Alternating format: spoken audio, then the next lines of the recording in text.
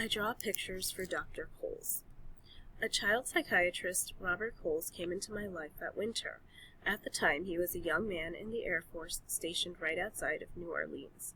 On his way to a medical conference one morning, he came upon the mob outside my school and noticed me being led into the building by the marshals. At that point, he became interested in me and wondered how I could go through such an ordeal. Soon afterward, he went to the NAACP to offer his help. Dr. Coles felt that it would be easier for me to endure the stress if I had someone to talk to outside my family.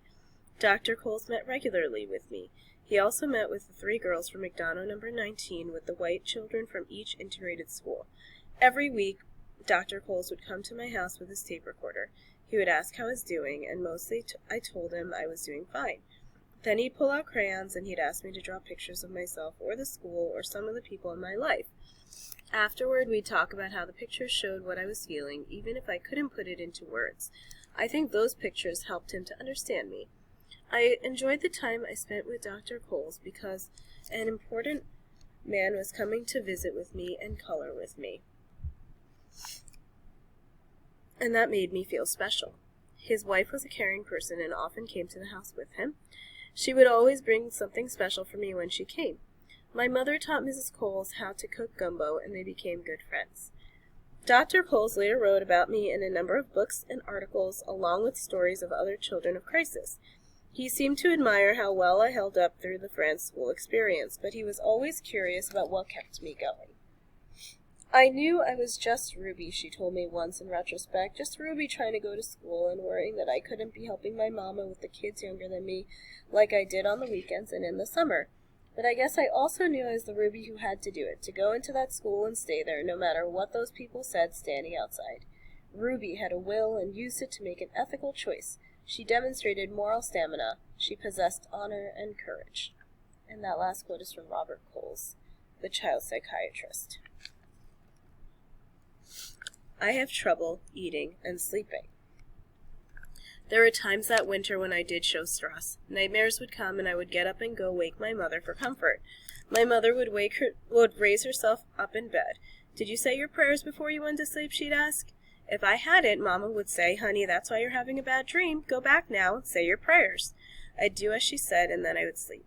Somehow, it always worked. Kneeling at the side of my bed and talking to the Lord made everything okay. My mother and our pastor always said you have to pray for your enemies and people who do you wrong, and that's what I did. Another problem that year was lunchtime at school. I often ate in the classroom by myself while Mrs. Henry took her lunch break with the other teachers. It was lonely. The marshal sat outside while I opened up my lunchbox. As time went on, I couldn't eat.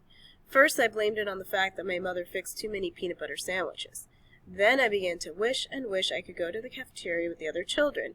I could smell the food they were eating. I was convinced the kids were there. I began hiding my uneaten sandwiches in a storage cabinet in the classroom. I poured my carton of milk into the big jar of paste, glue, we had in the room. In my magical way of thinking, not eating lunch would somehow get me to the cafeteria. When roaches and mice began to appear in the room, a janitor discovered my old sandwiches. Mrs. Henry wasn't mad at me. She was just sorry there were so many days I hadn't eaten. After that, she usually ate with me so I wouldn't be lonely. At home, there was a period of time when I had trouble eating too. All I wanted were potato chips and sodas. My parents told Dr. Coles about it, and he tried to talk to me. Then he remembered the woman in the crowd outside the school each morning who said she was going to poison me.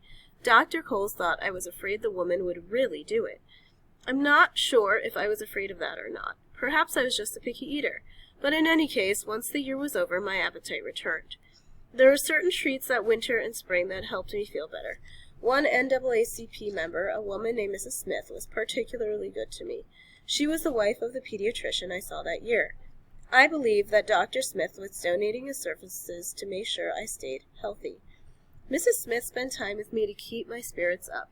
On the weekends, Mrs. Smith would pick me up in her car and I'd go from one world into another. I went to a zoo for the very first time. I visited Storyland at the city park here in New Orleans. Mrs. Smith also took me to her home. Compared to my family, the Smiths were wealthy, and I was amazed when I saw their color television and the piano that her son gave me lessons on. The whole family was very kind to me. Those were wonderful weekends, but they left me a little dizzy and unsure about who I was and where I belonged. But now it's clear to me that those visits showed me a better side of life and made me feel that I had to do better for myself. Here's a quote from Mrs. Henry. Poor Ruby, I felt so bad for her when we found the sandwiches. I was never going to say anything about it. For her sake, it was going to be our secret, but somehow our secret was revealed and made public. The only thing Ruby ever said to me was that she didn't like the sandwiches her mother made. So I wrote to her mother asking her to make something different. The end of first grade.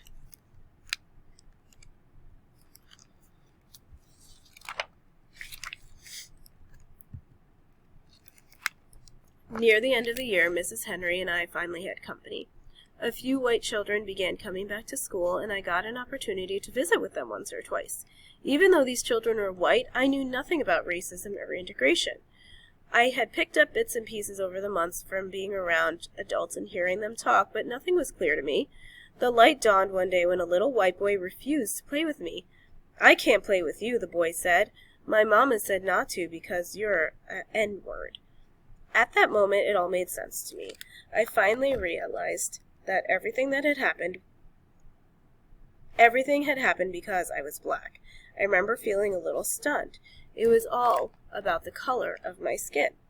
I wasn't angry at the boy because I understood. His mother had told him not to play with me, and he was obeying her. I would have done the same thing. If my mama had said not to do something, I didn't do it. The next thing I knew was June. That incredible year was over. Oddly enough, it ended quietly. I don't remember any special goodbyes as I headed off for summer vacation. I was sorry to leave Mrs. Henry, but somehow I thought she'd be my teacher again in the fall, and forever. Mrs. Henry gave me excellent grades at the end of the year, but I was told that the school principal threatened to change them. She said I had received so much individual attention that the grades were inaccurate. Mrs. Henry was angry and quarreled with the principal. Mrs. Henry was sad for me and very upset that the principal could be so mean to me. I don't know to this day whether the grades were changed or not, but it didn't matter. The principal couldn't change what was in my head. And here's Ruby with the children to play with, and she's so happy. This is from Barbara Henry, a quote. Sometime in the spring, I found out 3 or 4 other first graders had been coming to the school for a while. I was stunned when I found out. It seemed cruel to keep Ruby by herself for so long. I went to the principal and told her I wanted Ruby and the other first graders to be together. By law, you have to integrate this school, I said. Integration means putting black and white children in the same classroom. As I see it, you are breaking the law by keeping them separate. But the principal wouldn't budge. But I suggested we call the superintendent of schools to talk about it. The principal finally gave in. However, she would not force the other first grade teacher to include Ruby in her class. Instead, the white children came into my class for part of each day. It was progress. Mrs. Henry is gone. When I began second grade, no marshals drove me to school. In fact, they had disappeared sometime the previous spring. In the last months of first grade, a taxi driver was sent to pick me up every morning, but in second grade, I was on my own. When I went back to school in September, I expected things to be the same. On the first day, I noticed there were no protesters outside, but I went up the front steps of the building as usual and headed for my old classroom on the second floor. Then someone steered me to a different room. When I walked in, I saw at least 20 other kids. There were even a few black kids. I couldn't believe it. I was upset to learn that Mrs. Henry would no longer be my teacher. Another white teacher was in charge. I wanted to run down the hall and ask everyone I saw, "Where's Mrs. Henry?" I felt very alone again. There was no one to talk to, no one to explain things. My heart was broken. Years later, I learned that Mrs. Henry moved back to Boston during the summer. She was expecting her first child in the fall, and she and her husband wanted to raise their family in Boston. For me, losing my teacher and best friend and making the change to a normal school year was very hard. No one spoke about the previous year. It was as though it had never happened. At home, there were no NAAC people coming to visit, no packages in the mail. I did see Dr. Cole sometimes, but it wasn't the same. My second grade teacher was mean to me, and she didn't seem to like me very much. She even made fun of my Boston accent when I read out loud in class. "I know you had that northern woman for a teacher last year," she'd tell me, "but you're not saying the words right." For months I tried to pronounce the words the way the other kids did, but I never again sounded like everyone else in the class.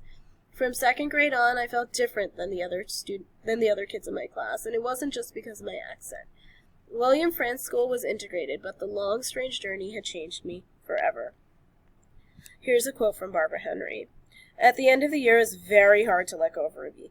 Even so, I wasn't sorry to leave New Orleans. Integration had been a shattering experience. After New Orleans, Boston seemed like a very appealing, uncomplicated place. I had trouble with the word proud, but I am pleased that Ruby and I made it through the year. A goal had been set out for Ruby, and we reached it. For years, I thought about Ruby. I had one teeny photo of her, her front tooth missing, and I guarded it my whole life. The picture was in the top right-hand drawer of my bureau, and I would check every once in a while to make sure Ruby was still there. She was like an invisible part of my family. Over the years, I told my children about her again and again. I had to keep the memory alive. After I left New Orleans, I knew the school was not a place where I was welcome. The principal had made it clear my association with the school was complete. I was never extended an invitation to return, but I used to wonder how Ruby was doing.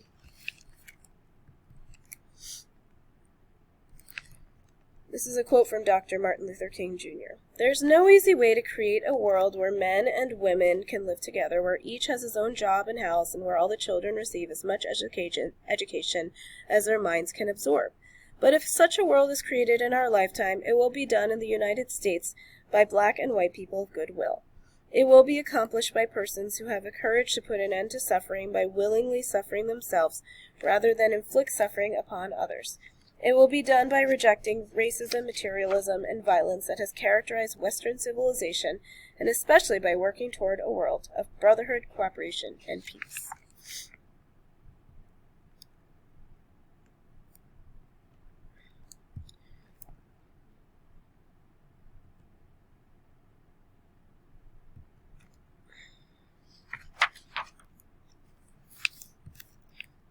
So Ruby, the last chapter, just kind of talks to you about where Ruby Bridges is now. It's sort of like an epilogue.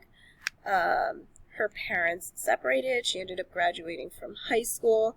She wanted to go to college, but she could not, so she became one of the first African Americans to work for American Express in New Orleans, and she was a travel agent. She ended up getting an honorary degree at the College of New Rochelle. And she ended up meeting up with Mrs. Henry again later on. Mrs. Henry, as of 2023, is alive and is 90 years old. And she said that was a really wonderful experience for her. She created the Ruby Bridges Foundation for especially lower income schools to create extracurricular activities to be made available for all children.